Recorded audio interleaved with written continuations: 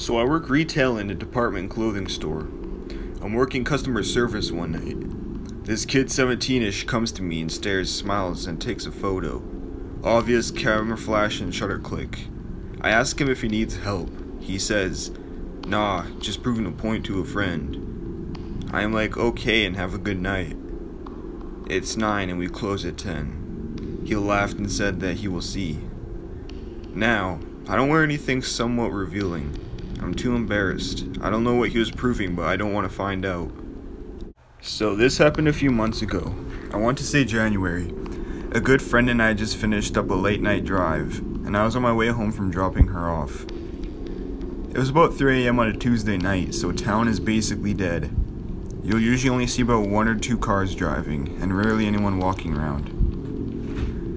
On my way to my house, there's a sharp bend you have to go around, so you have to slow down about 50 miles per hour to make it. As I'm coming up on the bend, I see a dude crossing the street right at the end of the turn, and I don't really think anything of it. I'm just about to start slowing down to take my turn when this dude stops right in the middle of my lane and turns to face my car. I slow down even more and kind of creep up on him. When my headlights reflect on him, I see I was just standing there smiling. Now, this isn't any kind of normal smile. It's the kind that hurts to do. The biggest grin you can possibly force yourself to do. So we sit there for about 15 seconds. It feels like he's staring straight through my windshield directly into my eyes with that big ass smile. Eventually, he puts his hand on the hood of my car and starts circling around to my driver's side. As soon as he's out the way of my car, I just say nope and blow right past him and speed the whole way home. Now, my town is a bit of a drug problem, so I don't know if he was hopped up on something, but either way, he was creepy as hell. I was on vacation in Clear Lake, California, when my family decided it was a good idea to go on an hour road trip to Glass Beach. The beach is also known for the multicolored glass that has eroded into sand. Usually, to get down to the beach, people have to take stairs, but the stairs had collapsed.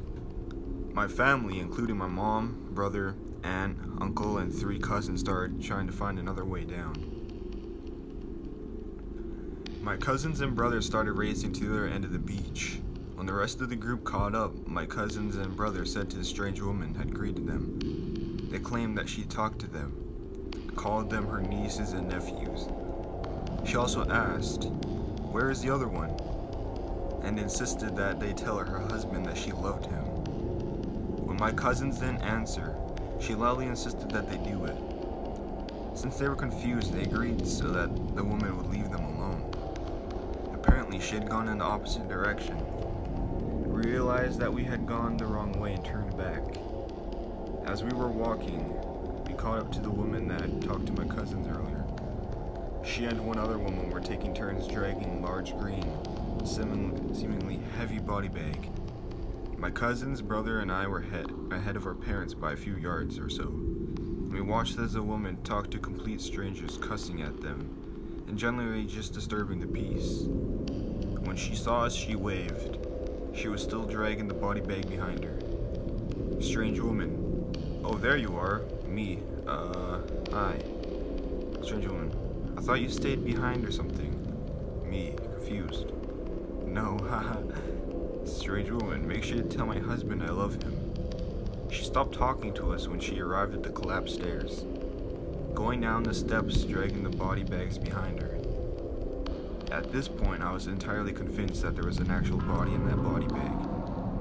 We finally found a way down to the shore, but we didn't see the woman again, and I sure hope I never do. Edit. I forgot to mention the creepiest part. I live pretty far away from this place, and the fact that she seemed to recognize me was horrifying. This is an interesting story that happened to me when I was in grade 6, which was 10 years ago, probably around September. At recess and lunch, we went outside on nice days. The schoolyard consisted of 2 playgrounds, a soccer field and a baseball field, surrounded by a wooded area. We were not supposed to go into the woods, but there was only a few monitors out keeping an eye on hundreds of kids. This particular day, my friend Courtney was in the woods and came running back, telling me and my other friend Justin to follow her into the woods. couple meters in, there was a tent and middle-aged man sitting nearby. We're a little bit freaked out, but the guy immediately explained to us that he was homeless and hungry. Us thinking we were clever, asked to see his ID to know if we could trust him. I remember his first name was Justin, so he was my friend. After this, we left the impression that homeless Justin was a nice guy. So the next day, we decided to pack extra snacks for Reese's to give to homeless Justin. For maybe 3 days, we brought homeless Justin food and had brief visits with him. We were trying to keep him secret from the other kids, but being so young, we weren't so good at hiding that we were sneaking into the woods each recess. On the last day I saw Justin, he told us that these woods weren't big enough and asked if there were any bigger woods around for the area for him to live in. Wanting to help, I explained that there are in fact deep woods near my house, which was only a 5-minute walk away. After school, Courtney and I walked him there. Courtney lived at the top of the hill, closer to the woods, so when we got to my house, I left to go home and for Courtney to bring him up to the top where the path of the woods began. Now, this man never actively tried to hurt myself or any friends of mine. But Courtney came and told me the next day at school that the police had found him at the top of the hill and arrested homeless Justin. Courtney and I still aren't sure how they found out what was happening and where we were going. The next day at school, the principal came into our class extremely angry that we had been foolish enough to help a random dude living in the woods. Fair enough. But our young minds couldn't wrap our heads around why, so we decided to Google Justin's name. Turns out local news had published that he had murdered his girlfriend and son and was on the run from the police. So, random guy living in the woods behind my elementary school. Let's not meet again. Hey guys, I hope you enjoyed these stories from Reddit. I have links in the bio for the people who wrote these stories. Also, a little side note, I'm on a trip right now and I left all my recording equipment at home, so I apologize for the downgraded sound. So yeah, I hope you guys enjoyed the video and I'll be back with you guys very soon. Have a good one.